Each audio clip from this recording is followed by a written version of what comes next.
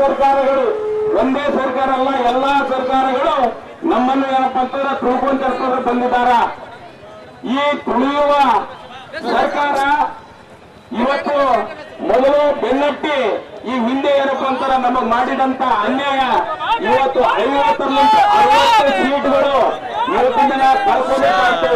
BJP ಹಟಾವ್ Congress ಬಚಾವ್ ಅಂತೇಳಿ ಏನಪ್ಪಾ ಅಂದ್ರೆ ಆಂದೋಲನ ಮಾಡಿತ್ತು. ಆದ್ರ ಇವತ್ತು ಕಾಂಗ್ರೆಸ್ ಅರ್ಥ ಮಾಡ್ಕೋಬೇಕು, ಕಾಂಗ್ರೆಸ್ ಹಟಾವ್ ಮಾಡ್ತೀವಿ, ಲಾಸ್ಟ್ ಕಾಂಗ್ರೆಸ್ ಹಟಾವ್ ಮಾಡ್ತೀವಿ, ತಾಂಡ ಬಚಾವ್ ಮಾಡ್ತೀವಿ. ಇದನ್ನು ಮೀರಿದ್ರೆ ಬಂಜಾರ, ಕೊರ್ಚ, ಕೊರ್ಮ, ಭೋವಿ ಈ ಎಲ್ಲಾ ಸಮಾಜಗಳನ್ನು ಇವತ್ತಿನ ದಿನ ಎದುರಾಕೊಂಡು ಕುಂತ್ರೆ 50-60 ಸೀಟ್ ಏನಪ್ಪಾ ಅಂತಂದ್ರ ನಾವು ತೆಗಿಲಕ್ ನಾವು ರೆಡಿ ಇದ್ದೀವಿ.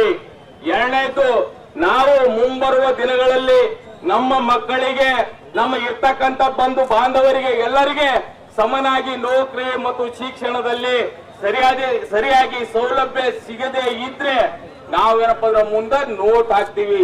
ನೋಟ್ ಓಟ್ ಹಾಕಂಗಿಲ್ಲ, ಅದಕ್ಕೇನಪ್ಪ ನೋಟ್ ಅಂತೇಳಿ ಏನಪ್ಪ ಅಂದ್ರೆ ಮಾರ್ಕ್ ಮಾಡಂತ ಕೆಲಸ ಏನಪ್ಪಾ ಅಂದ್ರ ನೋಟ ಮಾಡ್ತಕ್ಕಂತ ಕೆಲಸ ಏನಪ್ಪಾ ಅಂತಂದ್ರ ನೀವು ಮಾಡ್ಕೊಳಕ್ ಏನಪ್ಪ ಅಂದ್ರೆ ಹೋಗ್ಬೇಡ್ರಿ.